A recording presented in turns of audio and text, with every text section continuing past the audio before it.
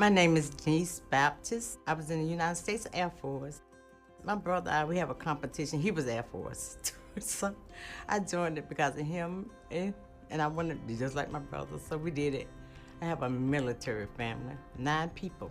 My father was Army, and I had a niece in the Navy, and an uncle in the Army, all different branches. I am so thankful I don't look like what I went through, yeah. I tell people, I ain't no spring chicken, I just look good. I got sick. When I went to the hospital, they had to deal with the bleeding issue. I was in excruciating pain. I couldn't move, I just couldn't move. So he grabbed my hand to pull me up, and I screamed. It was an earth-shaking scream. And everybody come running because the pain was so great. I couldn't get up. The doctor decided, let's do a CAT scan. And okay, so they did a CAT scan. And then they came back and told me, so you got cancer. My name's Daphne Friedman. I'm a hematologist-oncologist at the Durham VA. I know Ms. Baptist for many years. She actually participated in a research study that we had here at the Durham VA.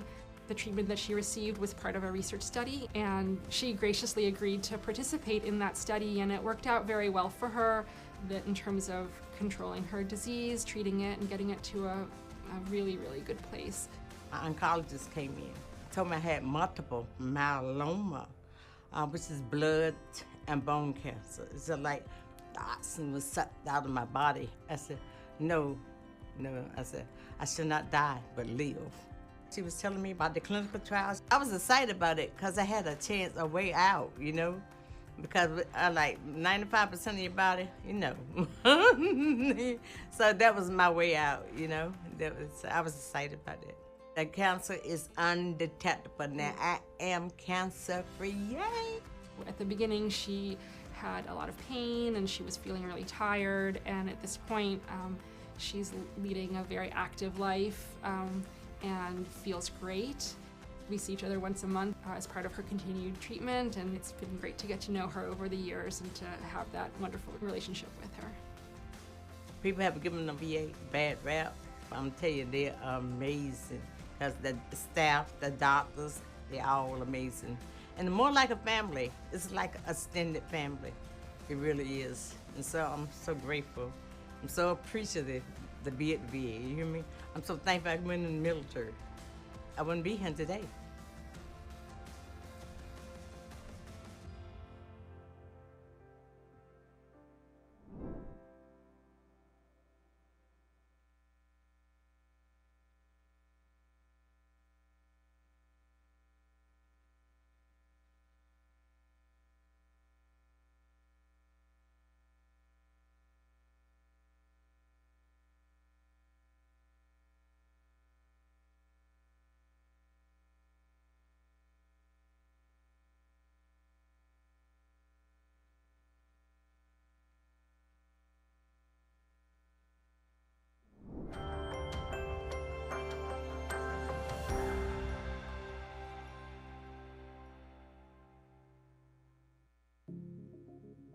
My name is Karen Ann Muth, and I was in the Army during the Vietnam-era conflict from 1967 through 1969. I noticed I had some lumps in my neck. In fact, so I went to a ear, nose, throat doctor, and he looked at it and he thought, well, it could be. He did a biopsy, and they discovered it was non-Hodgkin's lymphoma, which was, as you might expect, it was devastating to me. Here I am, cancer, okay. And that brought me to the VA, where I came in and they accepted me within 30 days. I got in the program and they treated me right away. I had a relapse. So I was looking for some other avenue and found the NIH, National Institutes of Health clinical trial, and I was enrolled in that. It's called apheresis, where they actually take your blood and they extract the T cells from the blood. And then they use those T cells and they re-engineer them to seek out and destroy the type of cancer that you have. And then they discovered there was no cancer, period, anywhere. It was all gone. So I was extremely happy about that, so were they. So I've been cancer-free for about 4.5 years now. I'm Michael Kelly. I'm the National Program Director for Oncology for the Department of Veterans Affairs. I'm based at the Durham VA in Durham, North Carolina.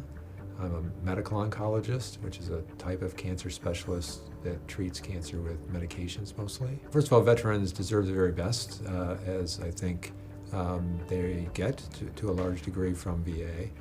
Early 2016, at the State of the Union, President Obama announced a Cancer Moonshot Initiative that was an effort in 1 year to set up a structure that would double the rate of progress against cancer. And it was led by Vice President Biden at the time. This week, I also released a report from the Cancer Moonshot Task Force, the team I'm leading to reimagine the federal government's fight against this dreaded disease. Decades of research have accumulated large amounts of data, but that data is not shared. It's hard to understand, and it's often not accessible to researchers and the public. But now we're in a position to break down these silos and share it all because we have an enormous capacity with computing capability to take millions of pieces of data and analyze it. Also led to a reimagining of cancer care and research in VA. And this then became the origins for the National Precision Oncology Program, this DNA sequencing project, where we're doing clinical sequencing of DNA from tumor samples. That was originally started during that era, and that became a model for how we can deliver cutting-edge care across the entire enterprise. It was the leadership from the White House that said, we need to think differently and have connections to try to reimagine. It was really a thought process to me more than anything else. It was, this is a problem, let's sit down and figure out what can we do. We're all doing different things, but how do we actually make progress and together?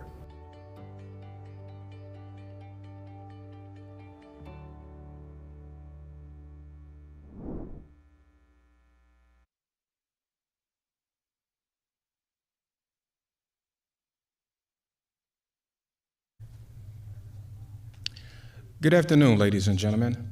Thank you for joining us for today's monthly press conference. It's good to see everyone today. I hope you are having a wonderful week thus far. There's lots going on in VA, but before we begin, allow me to give the ground rules. As always, to those in attendance, once I open the Q&A period, please raise your hand if you have a question. Once called upon, please step to the microphone. To those joining us virtually, please remember to remain on mute for the duration of the press conference. During the Q&A, please turn on your camera and use the raise your hand function, and a member of my team will recognize you. Once I call upon you, please unmute to ask your questions and return to mute immediately following. Today, we're excited to have Drs. Kelly and Ramoni, VA's Cancer Moonshot team, join the Secretary to share our efforts in fighting cancer. We have all been touched in one way or another by this deadly disease, and President Biden continues to lead the way in making real, tangible progress toward ending cancer. Well, there's much to discuss, so I'll step aside and turn the floor over to Secretary McDonough.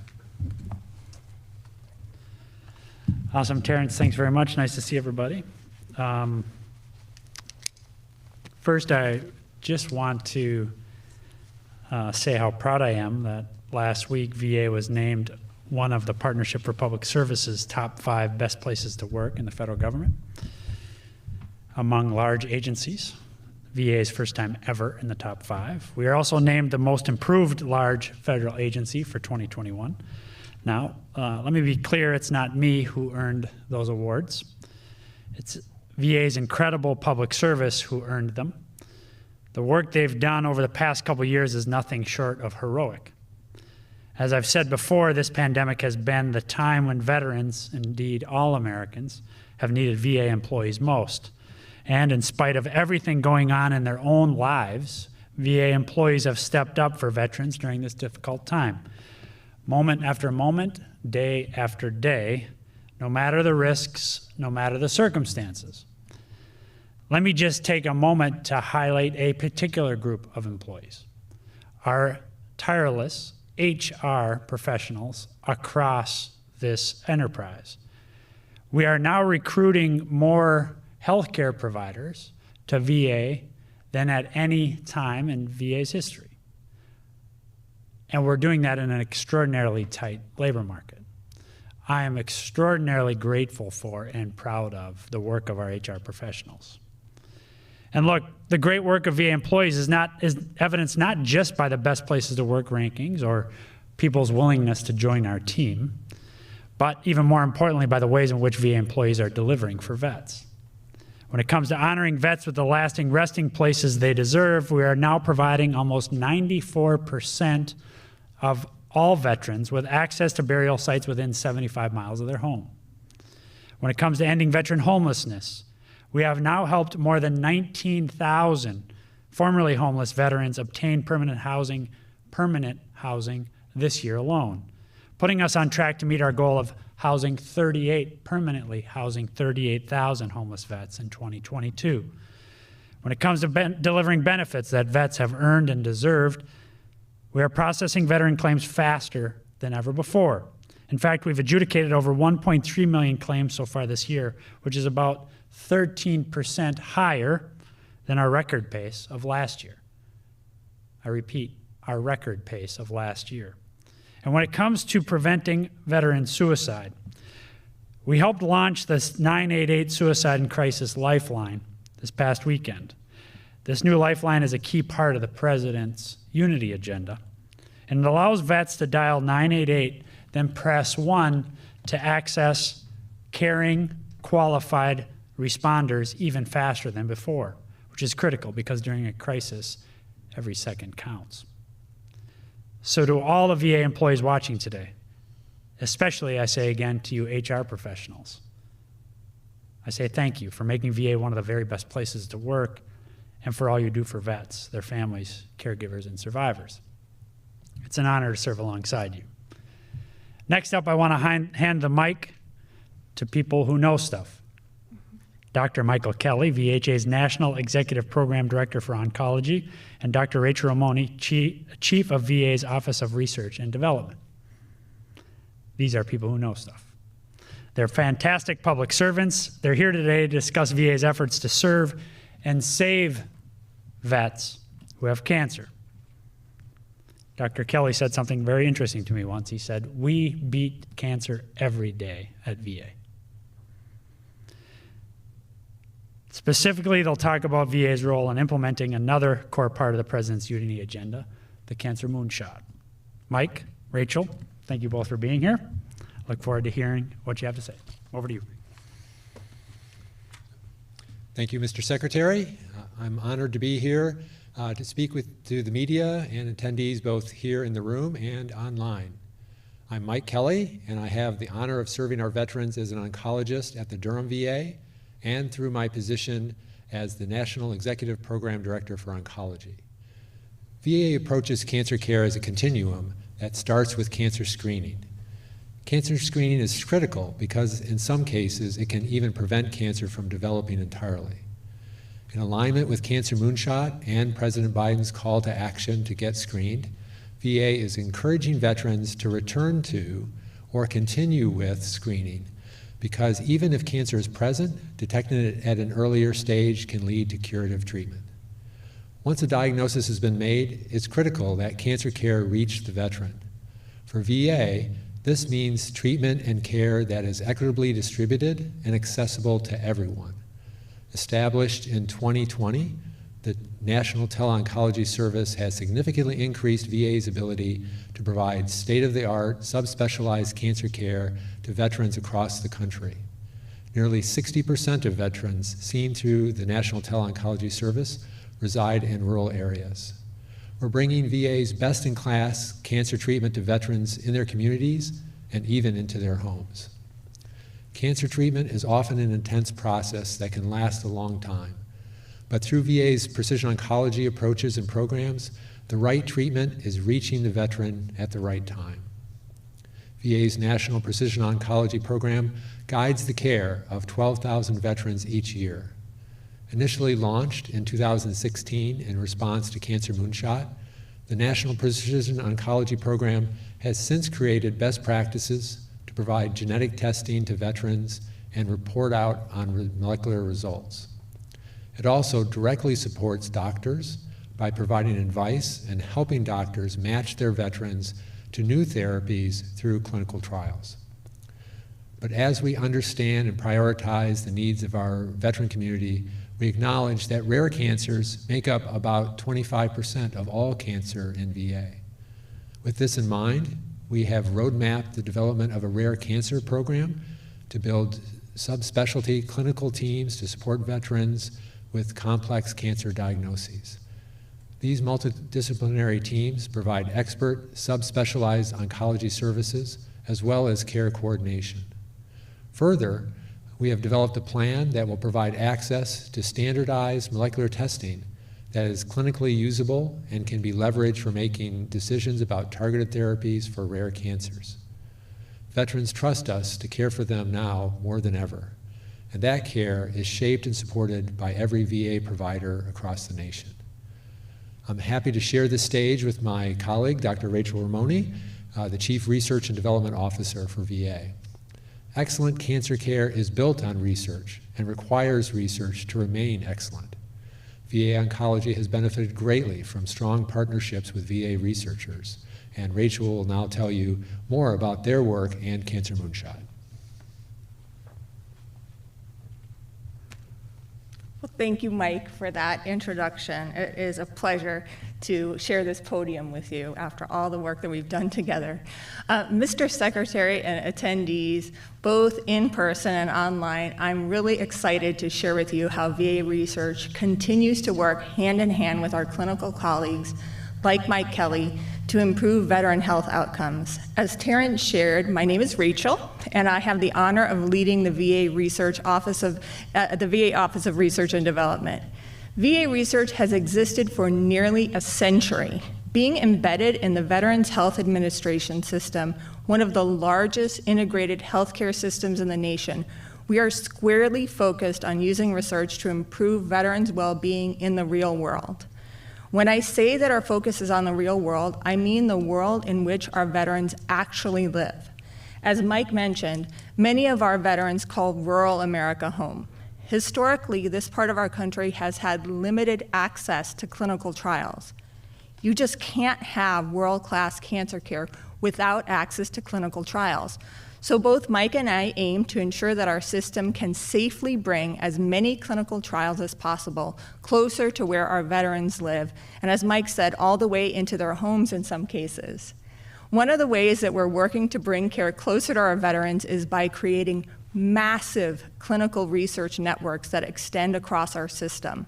One example of this is our effort to combat lung cancer, the deadliest cancer in VA.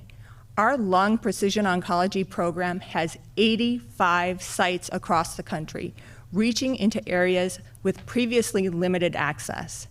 This same scale of infrastructure also is essential to identifying and bringing expert care and trials to our veterans facing rare cancer diagnoses. Being such a large healthcare and research system, VA is, of course, playing a central role in the Cancer Moonshot initiative. We have a lot to contribute to this whole of government fight against cancer. One of the main things we contribute is our people. VA is a remarkable system in which clinicians and researchers from top academic medical centers across the United States come together to serve those who served. I'm fortunate to be able to call professors from UCLA, Stanford, University of Washington, Duke, like Mike, Harvard, Yale, Washington University, Baylor College of Medicine, and many, many other top-notch institutions, my colleagues here at VA.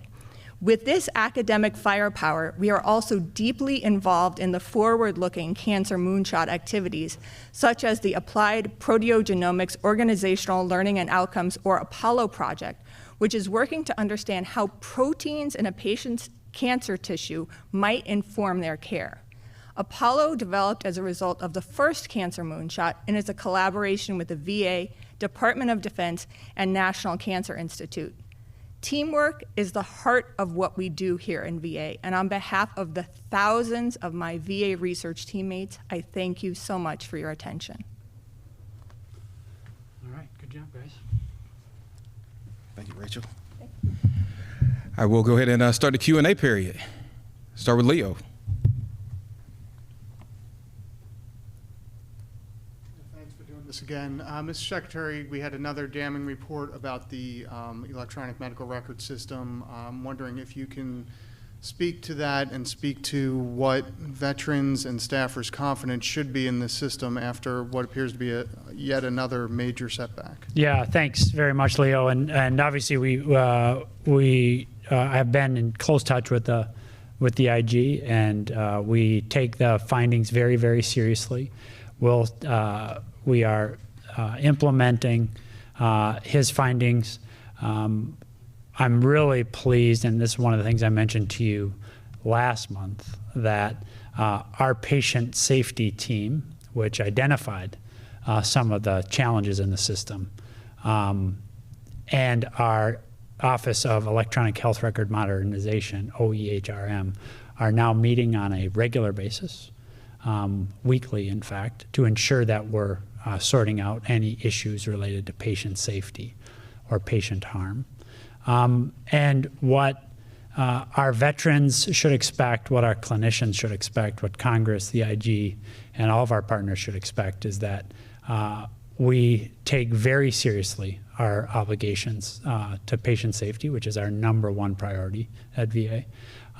And we will get to the bottom of problems when they're identified and make sure that we can realize the promise at the heart of a modernized electronic health record that draws the full history of our veterans' service to the country by accessing his or her defense, their DOD health record, and the VA health record. When we realize that potential, the kind of collaboration that Drs. Kelly and Ramoni have just talked about will be able to be expanded exponentially with concrete benefits for veterans and for the country at large. I guess, and we're going to be hearing, there's a hearing coming up in just a few minutes here. Do you still have the confidence that that is within reach in the timeline that we've seen here? Because you've delayed some of the deployment of this, repeated issues with how this has been implemented. Is this something that needs to start over, be paused for longer, or do you think that this is something you can just power through at this point? Yeah, no, look, I said last month, Leo, when we were talking in this setting, that my confidence in the system is shaken. We take very seriously the challenges that have been outlined. And we will continue to wring those out of the system. We will make decisions about each go live based on the good lessons that we've learned from Spokane, and specifically the lessons that we've learned from these issues around patient safety and even patient harm. That has helped us, those findings have helped us get sharper. So I don't have any broader set of announcements to make beyond that. The hearing this afternoon is part of very helpful oversight. And we'll keep working these issues because, again, our veterans deserve to have access to 21st century care here in the 21st century, and we're going to make sure that we do that in a way that protects them and advances their interests, our shared interest, our shared obligation to ensure they get timely access to world-class care. Thank you. Okay. We'll go to Adam.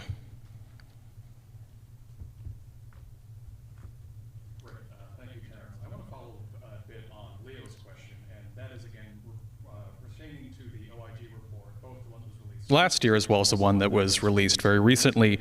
It outlined specifically what were claims of Cerner's gaps in adequately training VA staff and in imparting, the clinical knowledge necessary to help with the EHR transition. And it looks like you're going to be sticking with Cerner for the immediate future. And in light of that, what measures are considered being put into place to ensure that these claimed lapses in adequate training from the private sector side of things are addressed? That's all rectified. Yeah, thanks very much for the question. And as I said, I don't have much more to add to what I just said to Leo. I think your question's a fair one. Each time we get additional information, we're going to get to the bottom of it. As it relates to training requirements, we've had the benefit of IG, close looks at a range of training requirements. We've adapted and improved on that. We've communicated directly with Cerner our expectations on that and on training and on operability of the system and on questions like one that we've discussed several times here in this room, which is the outages since we went live in Walla Walla, which is the second site. But I don't have anything broader to say about that yet. We'll stay on top of this. Thanks, Adam. We'll go to Orion. You there, Orion?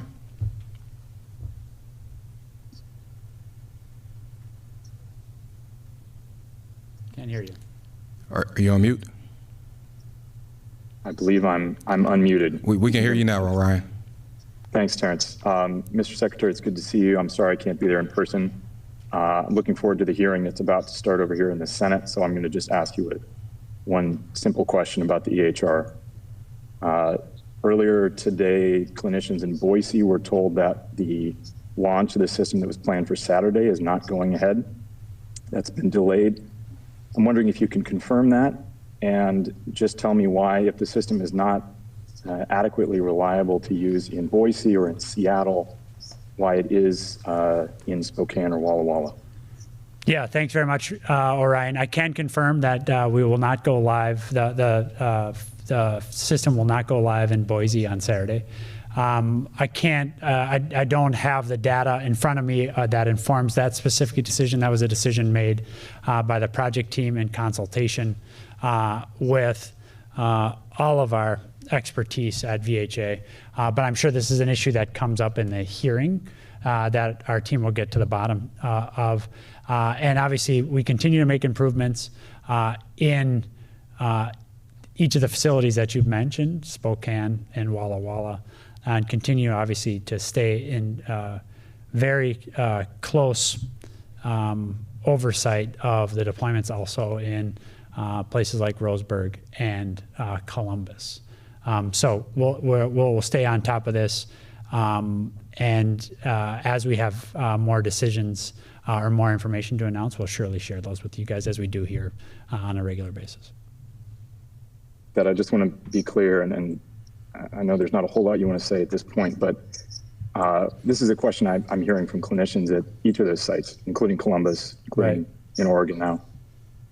If the system is not adequately reliable to be safely used in not only large facilities like Seattle and Portland, but in relatively small facilities like Boise, what should give veterans and healthcare providers confidence that it can still be used in these current sites? Yeah, it's a fair question. And what I'd say is that we continue to assess every day the reliability of the system in each of the sites where it's currently deployed, as well as decisions about onward deployments. And so that is to say new deployments. So I don't have anything more to say on that now, Orion. We stay on top of this. We're in close touch, obviously, with the providers on the ground. And as we have more news to make on that, we'll make sure that we let you know.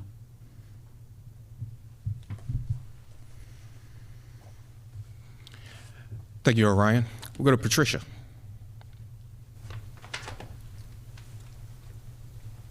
Thank you. I appreciate this. Another question about the EHR. There were actually 2 OIG reports last week, and one of them was about the leadership, the training leadership involved with the EHR. And I believe the conclusion was that they didn't do it maliciously, but there was a number of gaps in the way they trained and didn't report things and that kind of information. Can I ask you, what has happened to those people, and whether there has been anybody really held accountable On the VA side, I know we're looking at Cerner hard, but what's going on with VA? Yeah, thanks very much. Yeah, I think you're referring to the aggregation of data that was provided to the IG, and I think you accurately characterized the finding, which is that there was no criminal withholding of information, but I think that the IG still found the provision of the information negligent. So we've been working on this issue since it was first brought to my attention last year, shortly after I arrived. And we had we've been in touch with the IG about that. So we're obviously making sure that training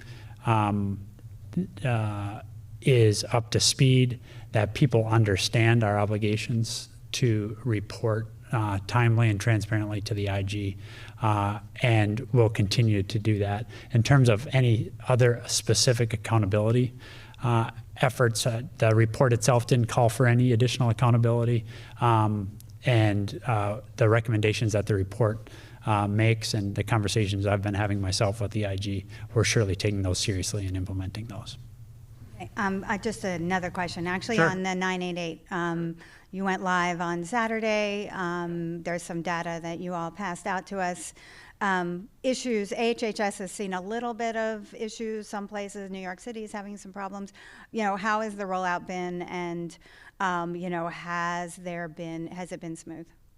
Yeah, the rollout has been in large measure smooth. Overall, we're seeing about a year-on-year increase of use of the call line, about a 20% increase. I'm doing these numbers from memory, about 20%, but you've got the data.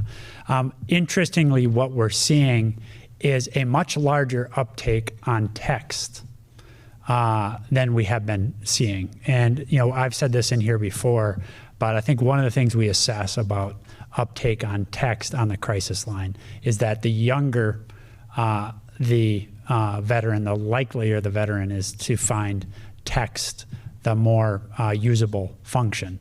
And so we're seeing an uptick on text, much more, a bigger number, but although starting from a lower starting level, a bigger uptake in terms of percentage on text than even on the 20% increase in calls. Third, the one issue I've heard about is a short disruption of a particular line of several, I want to say several minutes, but I'll make sure that we find, I get you the specific number, because of an outage on one of the carrier lines. And so that's the only thing I've heard since the go live on Saturday. So I'd characterize that overall as being smooth.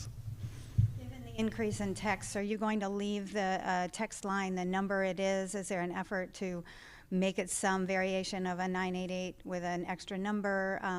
I understand, that has not changed. Yeah, so we're obviously riding on the larger effort at 988, so we're going to maintain text. And as you know, the way it works now is if you text to 988, it bumps you to a hyperlink that gets you into our text line. So the reason I led with that data on the text is both because it suggests that there's demand for the text line and that the demand is robust. I take that to be a good sign and that it's working at least. But yeah, getting it onto the 988 backbone is a major priority for us. That's for sure. Thank you.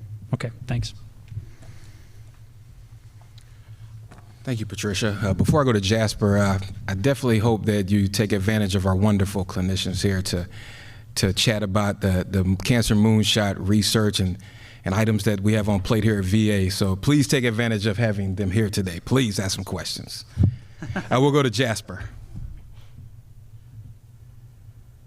Hello, can you guys? We hear you loud and clear, Jasper. All right, great. Thanks for making this happen. Yeah, thanks for joining us. Just a question about reproductive health at the VA. I have been told that the VA's Office of General Counsel believes that VA currently has under the scope of its authority, the ability to offer therapeutic abortion services. That is when the health of the child or the mother is in jeopardy. And I just wonder how, if that has changed the department's approach to that specific form of service, whether the VA may be considering such service in the future. Yeah, Jasper, thanks very much for the question. I want to, I'm not sure that I know the language that you use on therapeutic or non-therapeutic, but let me just make a couple of things clear. One is that VA does manage complications of early pregnancy within our facilities. Some complications of early pregnancy may, of course, be life-threatening. These include ectopic pregnancy, as well as miscarriage. And obviously, in some instances, those situations may be life-threatening. And as a result, VA does provide life-saving care for our veterans in those cases, and our policies are laid out in our policy guidebooks on this. So that's point one. Point two is, and maybe the bigger point, 300,000 women of childbearing age, veterans, count on us for their care. And we have an obligation to ensure timely access to world-class care. And we take that obligation extraordinarily seriously. We took that seriously before this latest decision by the court, and we take it very seriously after that decision from the court. So things like access to contraceptive care, things like access to emergency contraception, FDA-approved contraception, and other forms of contraception are things that 300,000 veterans of childbearing age rely on us to provide. That number, 300,000, is only going to grow. It is the fastest growing cohort of veterans in our care. So we will continue to provide access to that care. And if there is a state law, for example, that inhibits the provision of that care, we will make sure that our providers have the support to continue that access to care. We've coordinated this closely with the Department of Justice, and we will continue to do so. I just can't underscore this point strongly enough, Jasper. 300,000 veterans, women veterans of childbearing age, rely on us for the full suite of care. We'll continue to provide that to them. Does that answer the question? Great. Just a quick follow-up question. Is it your understanding that to eliminate copays for contraception in VA, there needs to be congressional action rather than just a rule change on your end? No, that is something that is available to us. So far, we have not done it. Our most recent budget submission, I think, envisions us doing it. So far, we have not yet done it. Because we've assessed it, we've been in a situation during the context of the pandemic where copays were suspended in all cases. So we did not think it was urgent or timely. But obviously we're looking at that in the context of that very serious obligation that we have for our women vets. So it is something that's available to us. I know Congress has acted on this. So far, we have not taken that action because until recently, as I said, all copays were suspended at VA in the context of the pandemic. Thank you. Great. Thanks, Jasper. We'll go to Ellen now. this. I can't wait to see you again in person. Change of topic. Just before the press conference started, the House voted to defund the Air Commission. This, combined with Senator Tester refusing to confirm the commissioners, basically, I suspect means the Air Commission is dead. Secretary McDonough, what are your plans for dealing with the VA infrastructure issues without the Air Commission? Thanks so much, Ellen. I really appreciate the question. First, modernization of our facilities has been a critical priority of the president since the moment I arrived. You recall our discussion early last year about the $18 billion in infrastructure upgrades that the president sought in the initial infrastructure package. You'll recall that now year on year, the last 2 years, FY22, and our current bill, which is being, our current budget, which is being, our next year's budget, FY23 budget, which is currently being debated on the House floor, as you've just said. Those are year on year, the largest increases in requested infrastructure funding by a president.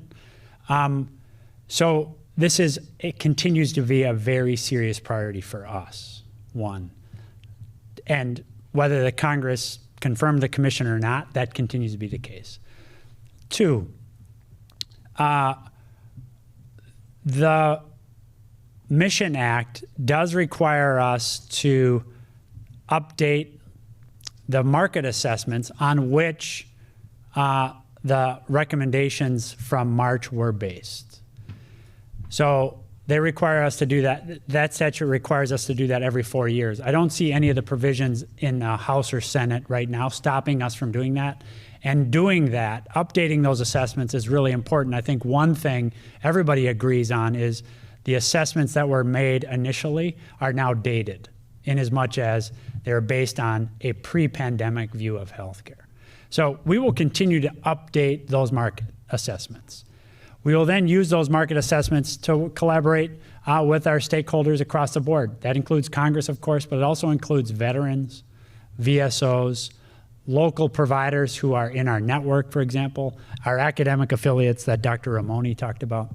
And that will then inform our internal infrastructure modernization planning, the so-called SCIP process, the Strategic Capitalization Investment Program. So we will continue that of our own accord, using this requirement to do the quadrennial reviews. Lastly, I anticipate, given the steps the president has taken to date and his focus on the fact that our facilities are relatively older by an order of magnitude than the average facility in the private sector, that the president will continue to ask for the levels of funding necessary for us to modernize this system. I said that at the last point, but this is now the last point, fourth point. Importantly, we asked Congress to include in the PACT Act some fixes to how we get leases done. So that, as you know, Ellen, the PACT Act includes 31 new leases for facilities across the country. Some of those now, by the way, are 7 years old. So, but many of those are for the next couple of years. So those are 31 new facilities that allow us, again, to get access to veterans and in these areas where we need to ensure that access. And by the way, ensure its access into updated modern facilities. I hope my 4 points answer the question, Alan. Yes, very much so. Okay. As a follow-up on a different topic, because sure. Terrence, you asked that we ask your experts questions. Please. The clinical trials for cancer and so on, what do y'all do to increase diversity, especially including, for example, pregnant women and folks who are people of color? And going back to the abortion question, if somebody has a rare cancer, will you provide an abortion in order to allow them to get chemotherapy? Rachel, want to take the first? Are you best, or who's best on this one? I think I'll start and then hand off to my colleague, Mike. So thank you so much for the question. VA historically does really well in terms of diversity of clinical trials. We showed that in COVID, where we were sought out as a partner for these clinical trials because of the willingness and the ability to bring in diverse populations, especially when it comes to geography and race ethnicity. And under the Cancer Moonshot, we have proposed a set of activities called ENACT to further increase the diversity of the population that can access clinical trials, and specifically focus there on cancer clinical trials. I think for the remainder of the question, I'll hand off to my clinical colleague, Mike. Thank you, Rachel. So first, let me just start and say that clinical trials are a very tight partnership between research and clinical, so I'll just comment a little bit more on that topic. So in the first Cancer Moonshot in 2016, there was a new collaboration between the NCI, the National Cancer Institute, and VA to expand access to clinical trials that were sponsored by the National Cancer Institute. That was called Navigate.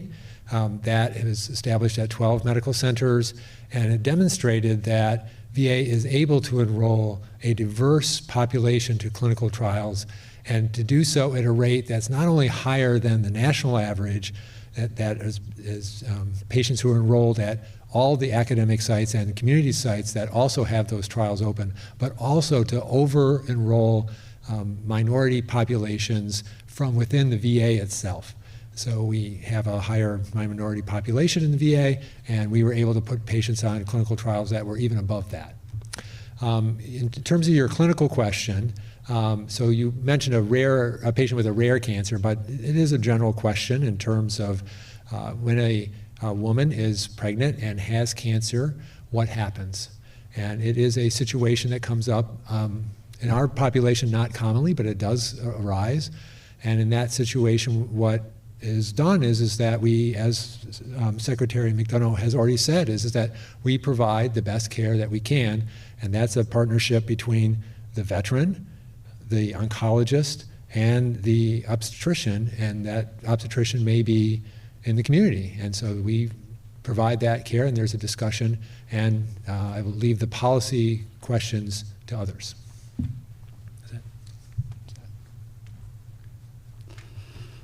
Good. So does that answer? I see Patricia has a question, but did that answer your questions, Ellen? Well, yeah, policy. Will the VA consider an abortion for a pregnant woman with cancer to be something that you would provide? Or would you make her wait until she's delivered before she starts cancer care? Again, so I think what Mike is talking about is that, you know, if there are complications with an early pregnancy within our facilities, and if the complication is the health of the mother, then VA obviously responds to complications that would be life-threatening, and they would do that. We would do that in the clinical setting in this conversation among the veteran, the oncologist, and the obstetrician. And sometimes that obstetrician is a provider in the community or a provider otherwise. So it's hard for me to kind of pin down the specific hypothetical, Ellen, other than to say that if there is a complication that threatens the life or the health of the mother, we have existing policies to address those, and we've laid those out in our policy guidebooks. Thank you very much. Okay, great. Patricia.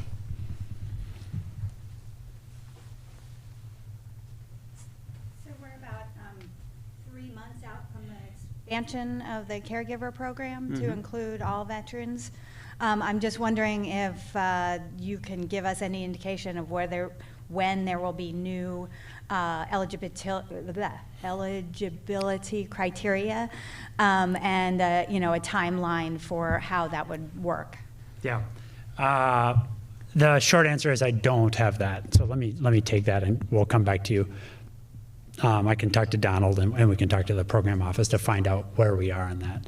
But I could repeat what I repeated to you last month, but I don't have an updated assessment on that right now, so let's get that for you. Do you sense that there may be sort of a delay for the new people, or are you encouraging them to apply once October 1st rolls around? Yeah, so that's a good question. I'm glad you followed up with that. Let me be clear that we're going to expand in October.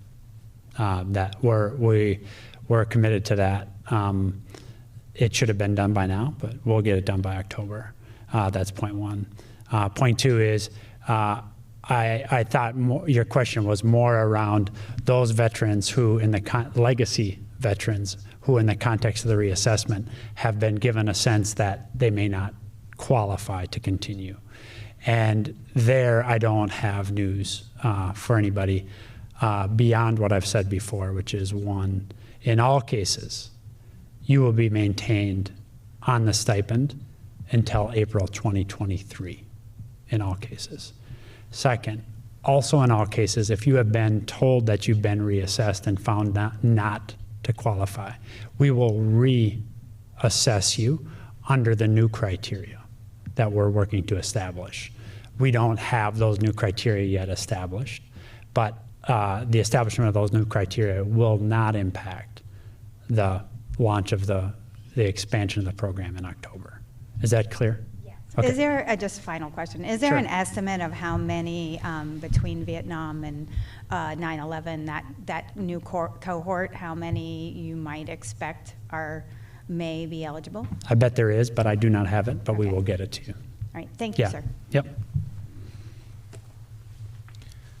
Yeah, Patricia, as the boss said, we'll follow back up with you on those questions. Thank you for those. We'll go to Dan Segalin.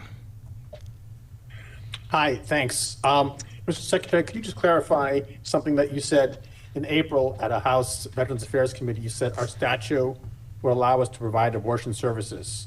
Yes. We do not provide abortion services pursuant to rulemaking. If we were to provide abortion services, we'd have to do that through rulemaking, including through public comment. But earlier today, you just talked about how in complicated cases and in cases where the complication is heightened by service connection, the VA can provide abortions. So when you were at the hearing in April, is that what you had in mind, the complicated cases and where the life of the mother is threatened? Yeah, thanks very much, Dan. The complications of early pregnancy, in some cases, miscarriage, for example, or ectopic pregnancy, which would not, in any case, be viable pregnancies, may be life-threatening. And then if they are life-threatening for the veteran, we will treat the veteran. Full stop. That is not abortion services. Period. Next paragraph. What I was saying in the testimony, which I think you said it was in April, but I've gotten this question several times since I started the job. And it is a long-held view of the VA Office of General Counsel that we are not statutorily prohibited from providing abortion counseling or abortion services. But no VA, going back to the time that VA has been a cabinet agency, has made abortion counseling or abortion services a part of our medical benefits package. To make it part of our medical benefits package, we would have to do that through rulemaking. I've said to date that if we are going to offer it, we'd do that through rulemaking. And I've also said to Congress that we would not surprise them with that we would obviously, as is the case when we make rules, that's a very public process, but we'd give them a heads up. Obviously, I said earlier, when 300,000 veterans rely on us for their care, veterans of childbearing age, we take that reliance and our obligation very, very seriously. So your next question may be, are you considering making rules changes to allow for those services. We are closely watching what happens for our veterans. And if we see that there is a diminution in access to services, or if we see that because of threatened legal jeopardy to our providers, or confusion from our providers about what's allowable, if we see that and we think therefore that we need to change policy and make those rules, we will. We have not yet decided to do so, but we're obviously watching that very, very closely. I hope that answers the questions, Dan. It does, thanks. But so, for example, women who are, or veterans who are women who are in the states where abortion is now illegal, obviously they're going to have a need. Are you considering applying to change the rule for in cases like that?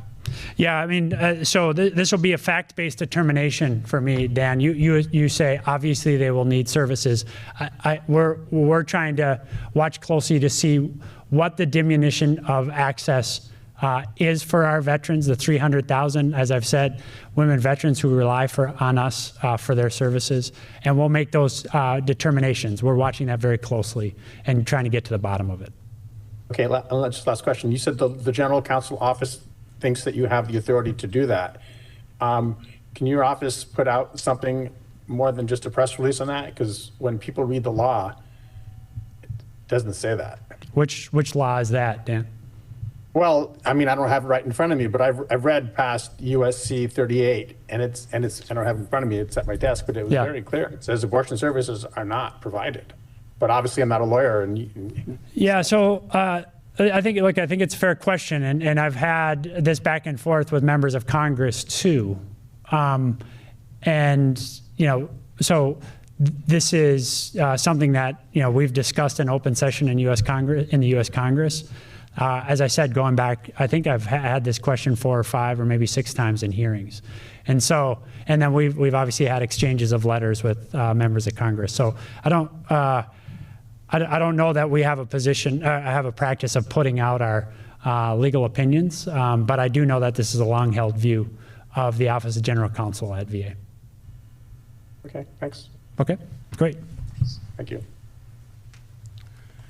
Thanks, Dan. We'll go to Sarah. You there, Sarah? Yes. Can you hear me? Yes, good afternoon. Good afternoon. Mr. Secretary, yesterday you announced a search commission for a new benefits administration, Undersecretary for Benefits Administration. I know there's no deadline on when we'll get a name, but do you have an idea when we'll have a new nominee? And what's the status on the Undersecretary for Health nomination? Great question. Thank you, Sarah. On the Undersecretary for Health, he was reported out unanimously, that is to say, supported by every Republican and every Democrat on the Veterans Affairs Committee in the Senate, and has been sitting, as they say, on the calendar, awaiting action in the full Senate. So when they'll move on that unanimously supported nominee is not obvious to me. So, but that's I think maybe best to ask of the Senate. We've underscored to them and continue to underscore to them how important it is to us that we have him in the seat for a lot of the things we've discussed, including going back to the first several questions around the electronic health record modernization. That's the Undersecretary of Health. The Undersecretary for Benefits. I wanted that person confirmed a year ago. So I'm out of the business of predicting. But it's really important to me that we have somebody in that job who is confirmed by the United States Senate because of the seriousness of the job and because of the strong signal that confirmation of the Senate sends about the importance that the Senate also attaches to that job. So I hope that they move, we will move with dispatch on getting this commission stood up and getting names cleared through the White House, and then sent up to the Hill. I will say that this is the only federal agency that has this very cumbersome, arguably unconstitutional process by which we have to select these people. And if you hear some frustration in my voice, you are hearing clearly. So we will work as quickly as we can through that cumbersome process. But it's really important to us that we have a confirmed person in that job. Last point, Sarah. I also announced yesterday that Josh Jacobs will assume the delegable duties of that position. Tom Murphy has done a great job in that role since we arrived. But with the pending enactment of, I knock wood, the pending enactment, I hope, of the PACT Act, it's really important to me that we have somebody in that role who is sitting here at G Street, is working jointly with VHA, with the Office of the Secretary, with the White House, and with Congress on actively implementing the PACT Act. So that change will be effective next Monday morning, where Josh Jacobs, who could not be a more decent, effective, collaborative patriot, assuming that job. I think he's a great leader, and I look very much forward to him taking it over from Tom, who's been just great in the position. Thank you. Thank you, Sarah. Any other questions? Well, I think we covered it all, sir. Thank you, ladies and gentlemen. Truly appreciate it. We'll see everybody next month. Thank you again. This concludes our press conference.